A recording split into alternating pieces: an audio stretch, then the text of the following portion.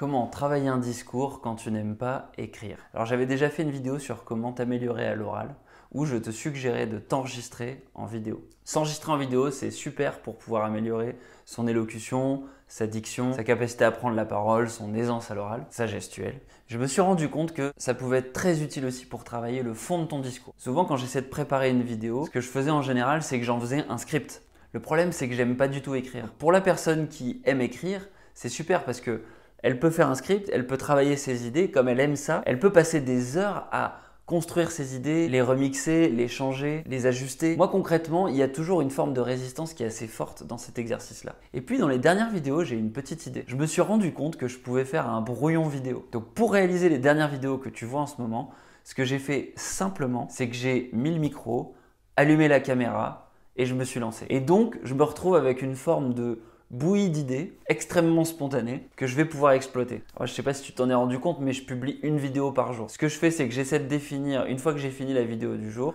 l'idée du lendemain. Je ne coupe pas la caméra et j'enchaîne tout de suite à l'improvisation sur la vidéo que je veux faire le lendemain. Le lendemain, je regarde la vidéo que j'ai faite la veille en draft et là je vais prendre des notes sur cette vidéo-là, essayer de me dire ok, alors là c'était bien parce que j'ai eu telle intonation, voilà tout ce qu'il faut que j'essaie de répliquer et puis essayer d'identifier aussi les défauts de l'argumentation, les défauts de structure, ce qui me paraît pas logique, ce qui me paraît incohérent. Donc normalement quand je retourne à la fin la vidéo, le script a été plus simple à produire et puis moi-même je me sens beaucoup plus à l'aise.